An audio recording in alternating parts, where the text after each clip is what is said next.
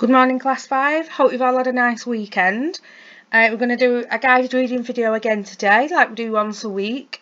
So the text we're going to read is called The Crime Solvers. And I want you to have a think about what you think it might be about and why. So what could the crime be? Who are the crime solvers? So if you pause the video and just have a think, and then when you are ready, unpause the video and we'll start reading.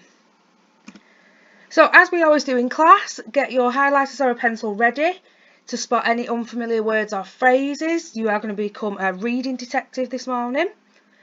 And then read along with me, please. When she felt the buzzer gently vibrating on her wrist, Lily put her hand up and asked to be excused from the lesson. Monsieur Leroux was displeased at the interruption, but reluctantly gave his permission. Lily left the room swiftly and made her way to the nearest quiet place. "What?" she whispered to her watch, trying not to inhale too deeply. The cleaning fluids on the shelves around her mingled with the musty aroma from the damp mops. "It's Nick," said her watch. "Ahmed cracked the code in and the message we found. It's definitely tonight. We think they're going to try to rob the jewellers. But we don't know who, and we don't know how." "I'm on my way," said Lily. Minutes later, she left the building via the basement so no one would ask what she thought she was doing. Back at headquarters, Lily looked at the message that Ahmed had decoded. "All right," she said. "We may not know how or who, so let's think about what we do know." Well, Nick screwed up his face as he tried to remember everything he had found now. Tonight is their annual party. When I say party, I expect it's lots of overweight old men in suits standing around and being polite to each other. He made a face.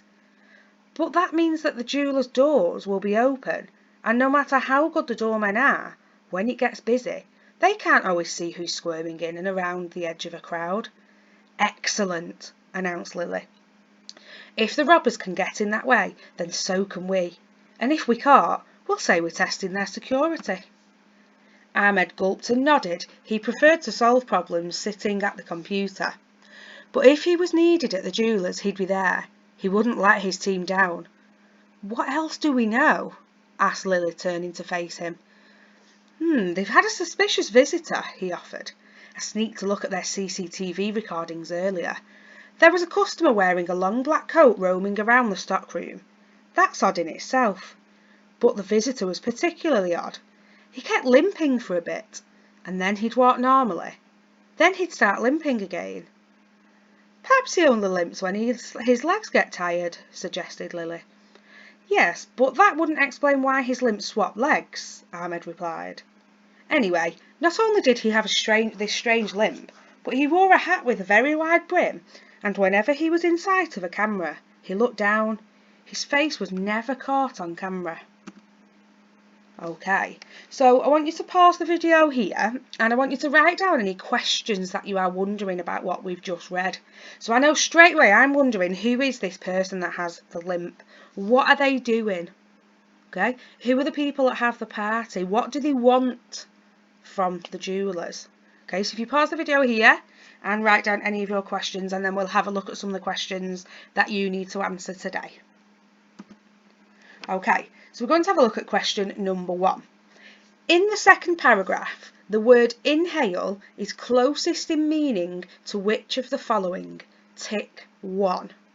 So does the word inhale mean something similar to sniff, sneeze, breathe in, or feel sick? I'm not going to give you the answer today, but I'm going to show you what you need to do to find the answer. So you need to always go back through the text. So we need to go back through the text and look at where it says inhale. So we've got that here. So I'm going to read that part again. "What?" she whispered to her watch, trying not to inhale too deeply. The cleaning fluids on the shelves around her mingled with the musty aroma from the damp mops. So we need to think of the word in context. So does the word inhale mean similar to breathe in, feel sick, sniff, or sneeze? Okay, so you need to answer that question. Have a quick look at number 2. Where was Lily at the beginning of the extract? So again, it's telling you to look at the beginning. Okay, she felt the buzzer gently vibrating on her wrist. Lily put her hand up and asked to be excused from the lesson. So what does that suggest about where Lily was? And question number 3, in the paragraph beginning, well, Nick screwed up his face. What impression do the words when I say party give?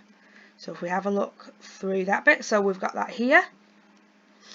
So we'll read back through that. Well, Nick screwed up his face as he tried to remember everything he had found now. Tonight is their annual party. When I say party, so party is in sort of quotation marks, okay, which suggests that it's not a real party. Okay, and now last week I forgot to tell you what to look for when you were going to do your scanning game, but I did write it in your pack. So your scanning game today, you need to get your text ready. You are going to have 30 seconds, okay, and I want you to find as many words beginning with T as you can. So any words beginning with T, go.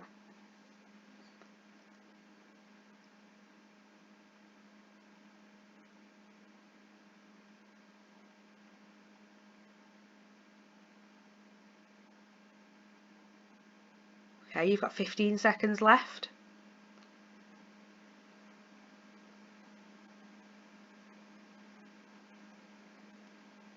5, 4, 3, 2, 1, and stop there. Please let your parents or carers know how many words you got and send those to me in an email so we can see who won. Good luck.